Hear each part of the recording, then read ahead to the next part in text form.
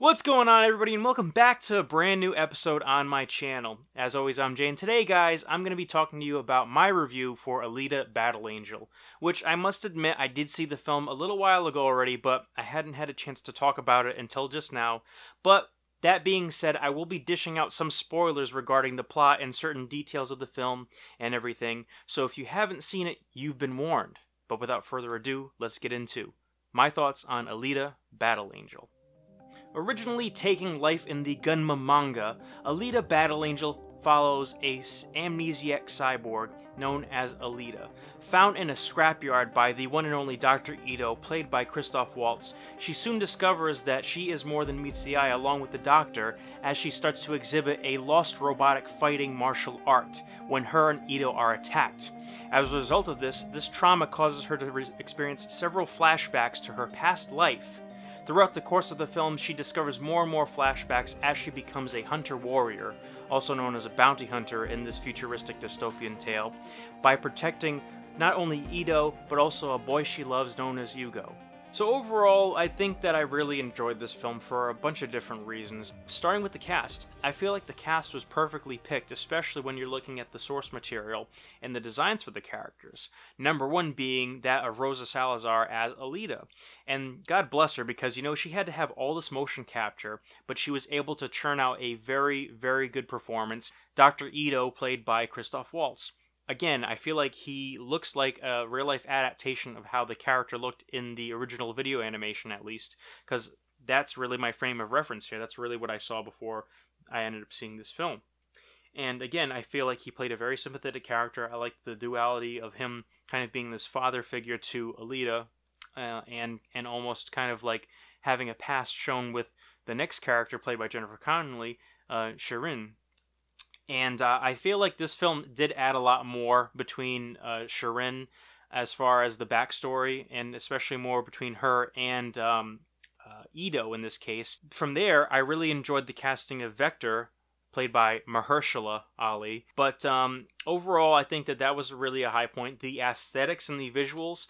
At first, the film does delve into kind of a more high-key, a more lighthearted feel, but I was actually surprised at how much they kept the dark elements of the film. Like, visually, it is well lit, it is filmed beautifully, you can see everything, but the story concept and material and some of the themes that were dark and more hyper-violent in the manga and even in the OVA series actually were kept integral and kept as close to they were in their source material in this film.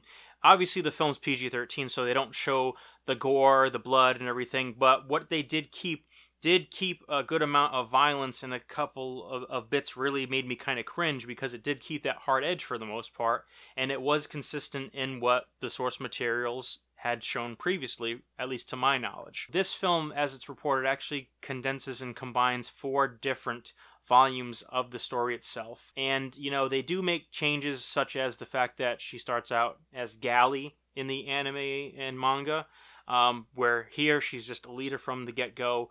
And then, again, because they've taken those 4 volumes, added the elements of not only her Martian kind of design and, format and everything like that, and the fact that she does do motorball and everything in this film. So I think that, again, this heightens it, condenses it, gives you a little bit more to chew on instead of just a boring old, one-way linear story of just one specific thing happening. It actually gives you a few different aspects to the world, which I really find refreshing. As far as the adaptation holding up to other anime adaptations, I do feel like this one is the most well-rounded, and so far I feel it's the most well-received. It's gotten a 60% on Rotten Tomatoes, and from all the reviews that I'm seeing from the audience who actually did recognize Alita Battle Angel or the source material, they do appreciate how it's been adapted, the look and feel of the films and everything. So I would say that this one right here is definitely the best in that regard.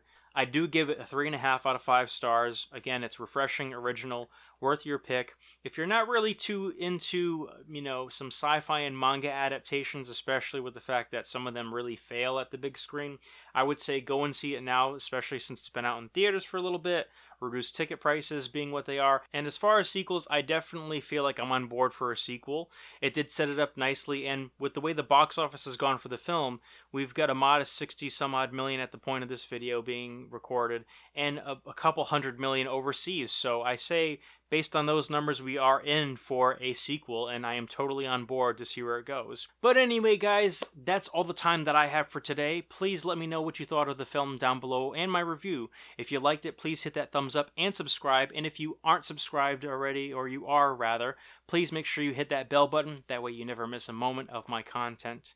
But anyway, guys, until next time, I'm Jay. Take care. Bye.